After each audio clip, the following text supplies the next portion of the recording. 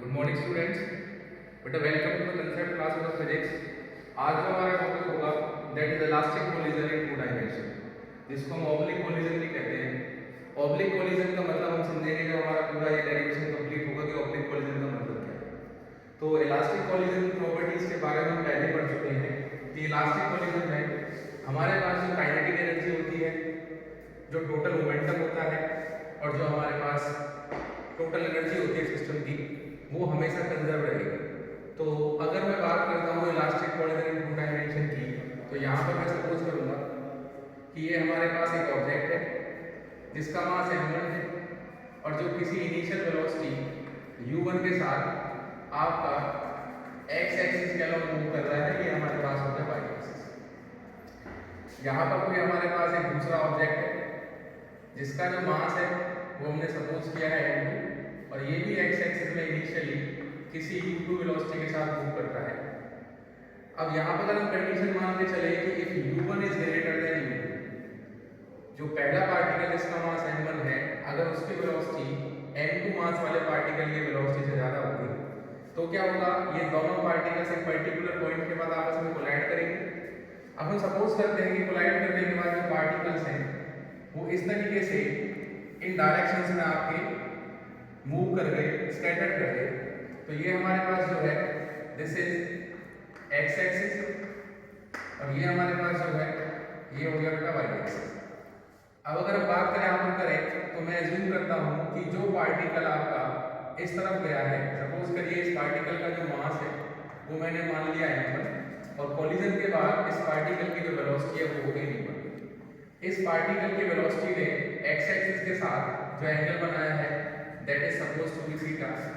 और वहीं अगर मैं इस तरफ देखूं तो दूसरा पार्टिकल जिसका मास m2 है उसकी वेलोसिटी कोलिजन के बाद हो गई v2 और उसने x एक्सिस के साथ जो एंगल बनाया है that is suppose to be 5।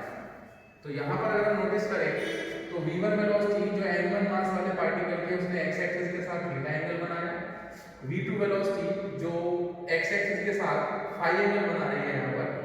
तो अगर मैं इस बात को देखूं तो कोलिजन से पहले दोनों जो बॉडीज है वो केवल x एक्सिस में चल रही है और कोलिजन के बाद दोनों जो बॉडीज हैं वो x y प्लेन में मूव कर रही है।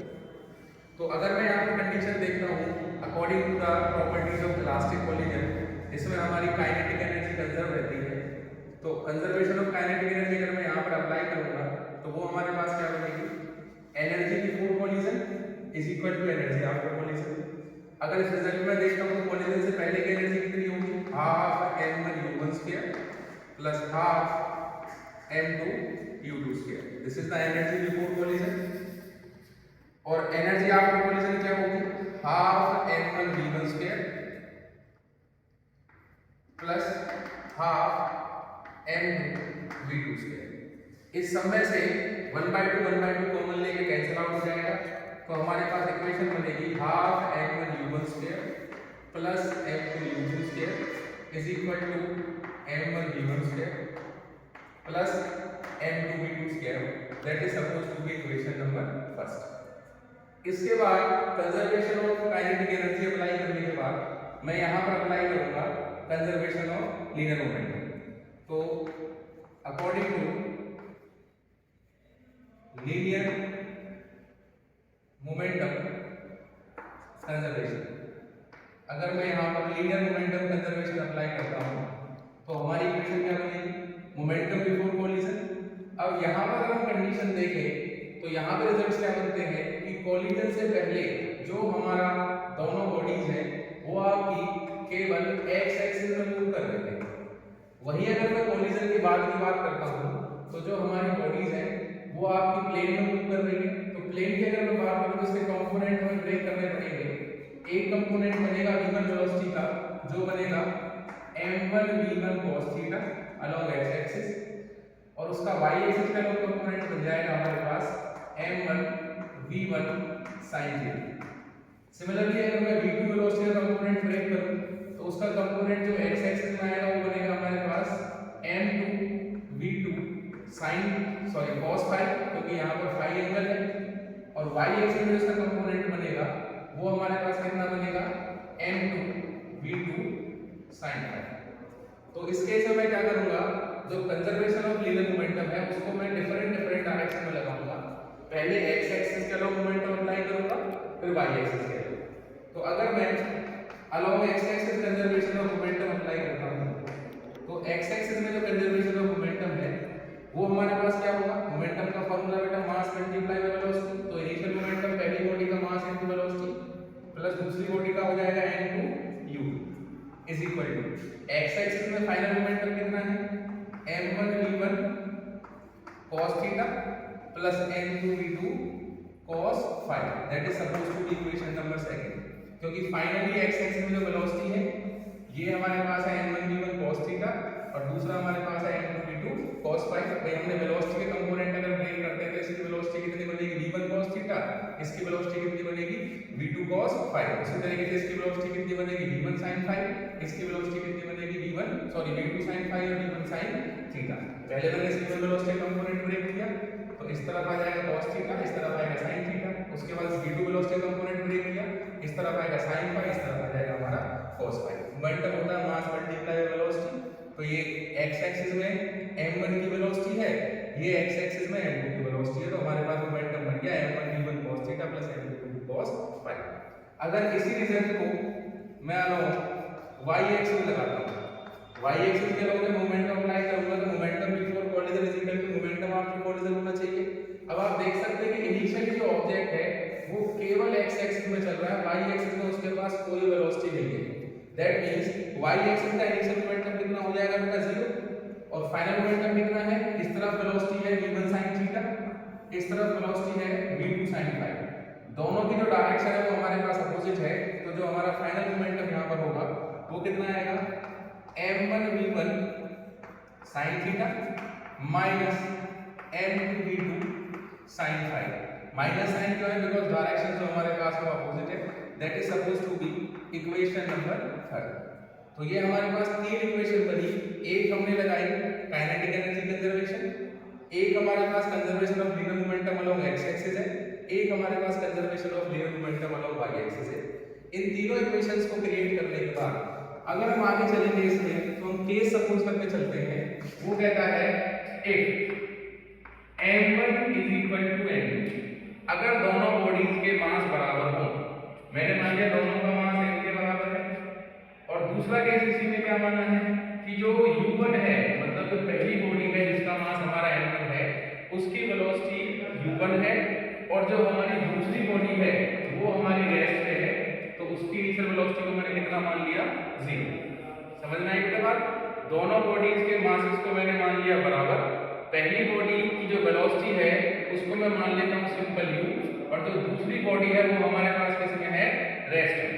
तो यहाँ से अगर मैं इस कंडीशन को इन सभी इक्वेशंस में अलग अलग लगाऊंगा तो हमारा रिजल्ट क्या बनेगा, फॉर इक्वेशन नंबर फर्स्ट अगर मैं पहली इक्वेशन में जाता हूँ तो क्या होगा हमारे पास, from equation number first m1 और m2 की जगह आपको m रखना है, u1 की जगह आपको u रखना है और u2 की जगह आपको रखना है 0। तो पहली इक्वेशन क्या बनेगी हमारे पास, m v1 square plus m v2 square is equal to m u square plus m into में क्या रखेंगे बेटा हम 0। तो ये पूरी टर्म हमारी 0 हो जाएगी, यहाँ से m कॉमन लेके हमारा कैंसिल आउट हो जाएगा। तो यहाँ से वैल्यू आएगी v1 square plus v2 square is equal to u square, that is suppose to be equation number 4। ठीक है, उसके बाद उसी केस को मुझे अपनी सेकंड इक्वेशन में अप्लाई करना है। जब सेम केस को मैं सेकंड इक्वेशन में अप्लाई करूंगा तो हमारे पास कंडीशन क्या आएगी बेटा, यहाँ से m इनटू में u प्लस m इनटू में 0, क्योंकि u1 की वेलोसिटी हमने u मानी है, m2 हमारा किसमें है बेटा, रेस्ट में। सेम कंडीशन आप यहाँ पर अप्लाई करेंगे, is equal to m v1 cos theta plus m v2 cos phi। m common लेकर बेटा कैंसिल आउट हो जाएगा, m से m हमारा कैंसिल आउट हो गया, ये वाली वैल्यू 0 बन जाएगी।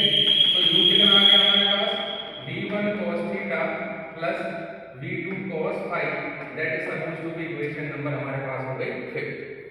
उसी तरीके से हम यहाँ पर इक्वेशन नंबर 3 के लिए चलेंगे। इक्वेशन नंबर 3 में जब वैल्यूज हम पुट करेंगे तो इक्वेशन नंबर 3 क्या बनेगी हमारे पास, m v1 sin theta minus m v2 sin phi is equal to 0। इसको रीअरेंज करेंगे, m v1 sin theta is equal to m v2 sin phi. m से m हमारा कैंसिल आउट हो जाएगा, यहाँ से बेटा v1 sin theta is equal to आएगा v2 sin phi. That is suppose to be equation number 6। तो हमने अपने इस केस को अप्लाई करके फर्स्ट इक्वेशन, सेकंड इक्वेशन और थर्ड इक्वेशन को चेंज कर लिया है डिफरेंट फॉर्म्स में। अब हम यहाँ से बात करते हैं, वो कहता है from equation number 5 put value of u in equation number 4। इस इक्वेशन में ये जो हमारे पास u की वैल्यू आई है, इस वैल्यू को उठा के आप यहाँ पर पुट करेंगे। जब मैं इस वैल्यू को उठा के इक्वेशन नंबर 5 में रखता हूँ तो हमारी कंडीशन क्या बनेगी? इक्वेशन नंबर 5 हमारे पास आएगा v1 square plus v2 square is equal to u square. u की वैल्यू कितनी है हमारे पास? u की वैल्यू है v1 cos theta plus v2 cos phi whole square. a plus b का होल स्क्वायर लगाएंगे बेटा, v1 square plus v2 square is equal to v1 square cos square theta plus v2 square cos square phi plus 2 v1 v2 cos theta cos phi. a plus b का whole square apply कर दिया, v1 को इस तरफ लाएंगे बेटा minus का हो जाएगा v1 square minus v1 square cos square theta plus v2 square इस तरफ ले आएंगे minus v2 square cos square phi is equal to 2 v1 v2 cos theta cos phi. ठीक है, यहाँ से आपने v1 स्क्वायर कॉमन ले लिया 1 माइनस cos स्क्वायर थीटा, यहाँ से आपने v2 स्क्वायर कॉमन ले लिया 1 minus cos square phi is equal to 2 v1 v2 cos theta cos phi. 1 minus cos square theta sin square theta होता है बेटा, तो v1 square sin square theta plus v2 square sin square phi is equal to 2 v1 v2 cos theta cos phi. तो यहाँ से हमने अपनी equation को रिड्यूस कर लिया है साइन और cos के टर्म में। इक्वेशन को रिड्यूस करने के बाद अब हमें क्या करना है, इस इक्वेशन से अगर आप देखें यहाँ पर v1 square sin square theta plus v2 square sin square phi is equal to 2v1 v2 cos theta cos phi. अब आप चलते हैं इक्वेशन नंबर 4 पे, सॉरी इक्वेशन नंबर 6 पे। ये जो हमारे पास इक्वेशन नंबर 6 है, इससे हम और रिजल्ट बना सकते हैं। जैसे कि अगर मैं यहाँ से sin फाई की वैल्यू कैलकुलेट करता हूँ तो sin फाई की वैल्यू आएगी v1 अपॉन v2 इनटू में sin थीटा। एक इक्वेशन हमारे पास ये बनेगी बेटा, that is suppose to be equation number 7। अब हम यहाँ पर आए तो हमारे पास रिजल्ट बना था v1 square sin square theta plus v2 square sin square phi is equal to 2 v1 v2 cos theta cos phi. इस जगह से आप sin फाई की वैल्यू इस इक्वेशन में पुट करेंगे इक्वेशन नंबर 7 से, तो वो कहता है sin फाई की वैल्यू कितनी है v1 अपॉन v2 इनटू में sin थीटा। यहाँ आते हैं बेटा v1 square sin square theta plus v2 square sin phi की वैल्यू कितनी है हमारे पास बेटा, sin स्क्वायर फाई है यहाँ पर, तो ये बन जाएगा हमारे पास v1 square upon v2 square sin square theta is equal to 2 v1 v2 cos theta cos phi. v2 square से v2 स्क्वायर क्या हो गया बेटा हमारे पास, कैंसिल हो गया। यहाँ पे क्या बनेगा 2 v1 square sin square theta is equal to 2 v1 v2 cos theta cos phi. ये हमारे पास रिजल्ट यहाँ पे रिड्यूस हुआ, that is 2 v1 square sin square theta plus में 2 v1 v2 cos theta cos phi. अब इस जगह से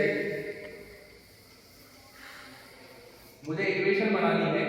अगर मैं यहाँ से cos थीटा की वैल्यू निकालता हूँ बेटा, तो यहाँ से cos थीटा की वैल्यू कितनी आएगी, cos theta is equal to 2 v1 square sin square theta divided by 2 v1 v2 into में cos फाई। 2 से 2 कैंसिल आउट हो गया बेटा, एक v1 से v1 कैंसिल आउट हो गया, तो cos थीटा जो है उसकी वैल्यू आई हमारे पास v1 sin square theta divided by v2 cos phi, that is supposed to be equation number 8। अब हम डायग्राम अगर देखें तो यहाँ से अगर आप देखें ना थीटा प्लस फाई दोनों के बीच का एंगल 90 डिग्री है, तो वो कहता है now cos theta plus phi यही प्रूव करना है कि इन दोनों के बीच का एंगल कितना बनेगा 90 डिग्री, तब इसको बोलते हैं ऑब्लिक कोलिजन की जब दो बॉडीज के मास बराबर हो और दोनों बॉडीज के बीच में परफेक्ट इलास्टिक कोलिजन होता है, तो वो दोनों बॉडीज एक दूसरे के साथ 90 डिग्री के एंगल पर मूव करती है। cos A plus cos B का फॉर्मूला लगाएंगे, cos A cos B minus sin A sin B, ठीक है बेटा।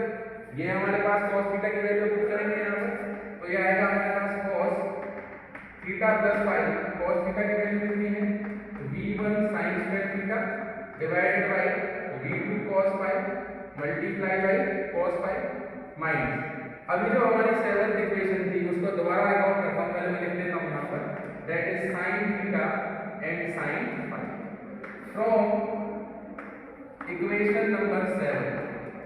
इक्वेशन नंबर 7 क्या थी बेटा हमारे पास, हमने वहां से वैल्यू निकाली थी sin फाई की, जो वैल्यू आई थी v1 square v1 upon v2 into में sin थीटा। इस sin फाई की वैल्यू को उठा के यहाँ पे आप रखेंगे, जब आप यहाँ पर sin फाई की वैल्यू पुट करेंगे तो रिजल्ट क्या आएगा cos theta plus phi, cos phi से cos फाई कैंसिल आउट हो गया, this is equal to v1 upon v2 sin square theta minus sin theta, sin phi की वैल्यू कितनी है बेटा हमारे पास v1 upon v2 multiply by sin theta, इसको मल्टीप्लाई कर देंगे बेटा, cos theta plus phi is equal to v1 upon v2 sin square theta minus v1 upon v2 sin square theta, दोनों कैंसिल आउट हो गए बेटा, हमारे पास cos थीटा प्लस फाई कितना आ गया 0, और cos थीटा की वैल्यू 0 कहां पर होती है बेटा, इसको आप लिख सकते हैं cos theta plus phi is equal to cos 90 degree, cos से cos क्या हो गया बेटा कैंसिल आउट, तो रिजल्ट बचा हमारे पास कि जो थीटा प्लस फाई है वो कितना है 90 डिग्री। और हमें ये भी प्रूव करना था कि दो बॉडीज अगर हमारी 2 डायमेंशन में परफेक्ट इलास्टिक कोलिजन करती हैं, एक हमारी मोशन में है एक हमारी रेस्ट में है, दोनों के मासेस अगर सेम होंगे तो उस केस में हम क्या देखेंगे कि दोनों बॉडीज एक दूसरे के साथ 90 डिग्री के एंगल पर मूव करेंगी, और हमने यही प्रूव किया है कि theta plus phi equal to कितना आ गया हमारे पास 90 डिग्री, और इसी कंडीशन को बोलते हैं ऑब्लिक कोलिजन।